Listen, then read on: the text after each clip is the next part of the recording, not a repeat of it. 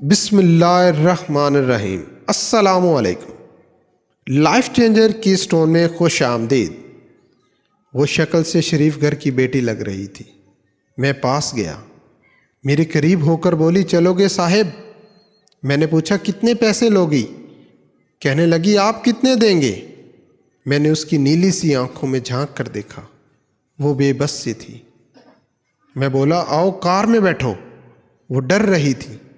कहने लगी, कितने आदमी हो? मैंने कहा, डरो नहीं, मैं अकेला ही हूं। वो खामोश बैठी रही।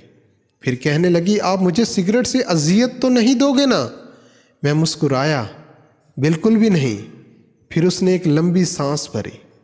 आप मेरे साथ कोई जुल्म तो नहीं करेंगे ना? आप चाहे मुझे 500 कम दे देना, लेकिन मेरे साथ बुरा न करना प्लीज़। वो बहुत खूबसूरत थी। मासूमियत उसकी बातों से टपक रही थी। फिर भी खुदा जाने वो क्यों जिस्म बेचने पे मजबूर थी। वो नहीं जानती थी मैं कौन हूँ। मैंने पूछा, खाना खाया है? कहने लगी, नहीं।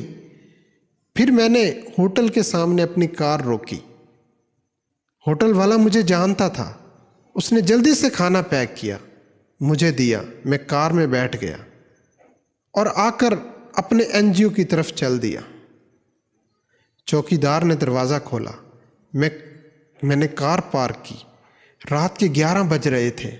सब अपने अपने कमरों में सो रहे थे और मैं उसको अपने एक कमरे में ले गया। वो मुसलसल मेरी तरफ देखे जा रही थी। मैंने खाना प्लेट में डाला, उसे कहा, हाथ धो लो। वो कहने लगी, मैंने नहीं खाना। मैंने प्यार से कहा, डरो नहीं, कुछ नहीं होगा। वो हाथ धोकर आई, मेरे सामने बेड पर बैठ गई, खाना खाने लगी। जब खाना खा लिया तो कुछ खाना बच गया। कहने लगी, ये मैं घर ले जा सकती हूँ? मैं मुस्कुराया, बिल्कुल भी नहीं। वो चुप हो गई, बुर्का उतारने लगी। मैंने कहा, रुक जाएं, मेरे पास आकर बैठ जाएं। वो हैरान थी। मेरी आंखों में देखकर बोली, जल्दी से अपना काम करें, मुझे वापस छोड़ कर आए। मैंने कहा, नहीं पूछूंगा क्यों करती हो ऐसा, क्यों बेचती हो जिस्म, बस इतना कहूंगा, छोड़ सकती हो क्या ये? वो मेरे चेहरे की तरफ देखने लगी। आप पागल लग रहे हैं मुझे। मैंने उसकी आंखों में देखा। हाँ, पागल ही हूं मैं, सब पागल ही समझते हैं मुझे। वो कहने लगी, अगर कुछ करना नहीं है तो मुझे वापस छोड़ कर आओ। मैंने उसके सर पे हाथ रखा, फिर पर्स से 20,000 निकाले, उसके हाथ पे रखे। वो हैरान थी। कहने लगी, मैंने नहीं लेने, आप क्यों दे रहे हैं ये पैसे? मैंने उसके चेहरे पे एक थकन महसूस की। वो अपने आंसू रोके बैठी थी, बार बार कह रही थी, मुझे बस वापस छोड़ कर आओ, मुझे डर लग रहा है। मैंने उसे यकीन दिलाया, डरने की कोई बात नहीं है। अच्छा बताओ ना, बहुत दर्द दिया ना जिंदगी ने? ये सुनना था। उसकी आंखें नम हो गई, जैसे कोई क़यामत गिर गई हो उस पे। मैं समझ चुका था कोई बहुत बड़ा दर्द लिए घूम रही है। दरवाज़ा खोला, कांपती आवाज़ में बोली, मुझे छोड़कर वापस आओ। मैंने उसे बैठने का कहा, बताया, मेरा नाम शहजादा फार्स है, डरो नहीं, खुद को महफूज समझो। उसे जब यकीन हो गया परेशानी वाली कोई बात नहीं, तो बताने लगी, शोहर मर गया, 2 बेटियां हैं, ससुराल वालों ने निकाल दिया, माँ बाप फौत हो चुके हैं, भाई कोई है नहीं। चाचा के घर आई, चाचे के बेटे ने मेरे साथ ज्यादती की। मैंने जब चाची को बताया तो सब ने मुझे गलत कहा, मुझे धक्के देकर घर से निकाल दिया। दूर के रिश्तेदार ने एक बूढ़े से मेरी शादी करवाई। उसके जवान बच्चे थे, उसके बच्चों ने मुझे बहुत जलील किया। फिर वो शोहर भी फौत हो गया। बेटियों को लिए दर बदर लिए भटकने लगी, न छत थी न रोटी थी, भूख अफलास से सड़क पर खड़ी थी। एक साहब आए, कहने लगे, 1 घंटे के 5,000 दूंगा।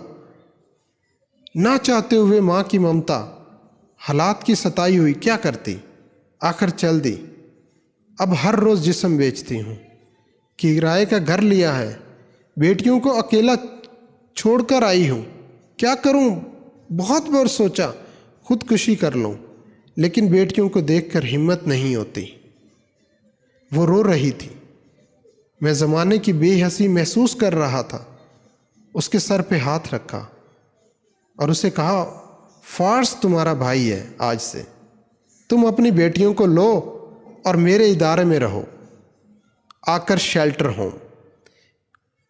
वो यकीन नहीं कर पा रही थी कि कार में बिठाया, उसके घर पहुंचा, बेटियां सोई हुई थी। वो बहुत प्यारी थी। गोद में उठाया, दिल को सुकून मिला। वो मुसलसल रोए जा रही थी। मुझे कहने लगी, आप फरिश्ते हैं, आप कौन हैं? मैं उसे अपने एनजीओ ले आया। वो दुआएं देने लगी, झोली उठाकर न जाने कितनी दुआएं देती रही। मैंने उसे कहा, जाकर सो जाएं अपने कमरे में। मैं गया। मेरे सामने से वो चेहरा गुजरा जो एक लड़की अपने शोहर से झगड़ा कर रही थी। उसे कह रही थी, मुझे तलाक दो, तुमको मेरी कदर ही नहीं है। वो अपना घर जला रही थी अपनी बेवकूफ़ी की वजह से। वो बेचारी क्या जाने ज़माने की तलखियाँ क्या होती हैं, ज़माने का डसना क्या होता है। मैं बताना चाहता था, अपना घर जानबूझकर उजाड़ने वाली लड़कियों को तलाक़ें लेना आसान है, उसके बाद जीना मौत है। कभी सास का रोना, कभी नंद का स्यापा, कभी जिठानी से लड़ाई, ये हर घर की बात है। इसका हरगिज़ मतलब तलाक लेना यह घर उजाड़ना नहीं है। कम उम्री में ही मेरे सर के बाल सफ़ेद हो गए हैं। हजारों आंखों के आंसू देखकर अपने घरों को आबाद रखो। खुदा की कसम, एक वक्त आता है कि न भाई हाल पूछते हैं, न सगी बहनें, सब वक्त के साथ चेहरे के नकाब बदल लेते हैं। फार्स हर जगह हर किसी को थामने के लिए खड़ा नहीं मिलेगा। हाँ, मेरी कलम शायद किसी को बर्बादी से पहले बचा ले। हम सफ़र कैसा भी है, वो तुम्हारी ढाल है। शादी के बाद सगे भाई से खर्चा लेना भी भीख मांगने जैसा लगता है। मेरी बातें वो औरत समझ सकती है जिस पे ऐसा कुछ गुजरा है। हम सफ़र जैसा भी है, वो तुम्हारा लिबास है। याद रखना, ज़माने के लिए तुम सिर्फ गोश्त का एक टुकड़ा हो। वो ज़माने गुजरे, मुद्दत हुई जब रिश्तों का पास रखा जाता था। अब रिश्तों से खेला जा सकता है, हवस पूरी की जा सकती है, फिर फेंक दिया जाता है। हाँ, किस्मत में लिखा हम बदल नहीं सकते, लेकिन किस्मत खुद लिख भी सकते हैं। सब्र, बर्दाश्त और झुककर ना जाने कितनी औरतें सिर्फ इसलिए घर उजाड़ लेती हैं कि उसका शोहर उसको टाइम नहीं देता। हाँ, ये शिकवा करना दुरुस्त है, लेकिन क्या गारंटी है उसके बाद जिंदगी में आने वाला उससे भी ज्यादा बुरा हो। सिर्फ एक जिंदगी है, इसको मोहब्बत, प्यार, समझदारी के साथ गुजार लो। मैं इस माशरे को माशरा नहीं कहता, बल्कि बदबूदार समाज कहता हूँ। यहाँ जगह जगह पे लुटेरे खड़े हैं, इज्जतों के, ख्वाहिशों के, भरम के भरोसे से, एतबार के। बस आखिर पे एक बात कहूँगा, अगर तुमको पेट भरने के लिए चार दीवारी से बाहर नहीं जाना पड़ रहा, अगर तुमको जिस्म नहीं बेचना पड़ रहा, अगर तुम्हारे सर पे चादर है, अगर लोग तुम्हारा सौदा नहीं करते, अगर लोग तुमको वहशिया नहीं कहते, अगर तुम्हारा दामन पाकीज़ा है, अगर तुम रात को महफूज पनाहगाह में सोती हो, तो ना करना बर्बाद अपना आशियाना, वरना रोंद दी जाओगी, नोच ली जाओगी।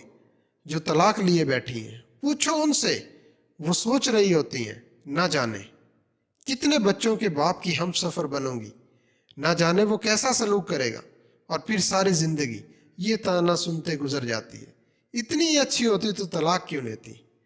खैर, वो लड़की अल्हम्दुलिल्लाह महफूज है, लेकिन वो रोती है ज़माने की बेहसी पे। और जानते हो, किसी औरत की बर्बादी में कहीं ना कहीं मर्द होता है। मोहब्बत करके छोड़ने वाला, दावेदार हो या निकाह करके तलाक देने वाला, बदबख्त औरत खुदा की कसम मेरे माशरे की जंजीरों में जकड़ी हुई एक कैदी है। कभी बाप की पगड़ी पे लुट गई, तो कभी सास के जहर आलूद लहजे पर। कभी शोहर की अना पे खाक हो गई तो कभी औलाद की वजह से। मर्द अगर समझ जाए मेरी इस तहरीर को तो शायद मेरा माशरा बदल जाए। हाँ, कुछ औरतें होती हैं बाजारू, जिनको जितनी भी इज्जत दे दो वो इज्जत की चादर से ज्यादा बाजार की रौनक बनना पसंद करती हैं। फिर ऐसी बदबख्त औरतें एक बदबूदार माशरे को जन्म देती हैं। अगर वीडियो अच्छी लगे तो वीडियो को लाइक जरूर कर दीजिए और चैनल पर नहीं हो तो चैनल को सब्सक्राइब करें और बेल आइकन पर जरूर क्लिक करें। अल्लाह हाफिज।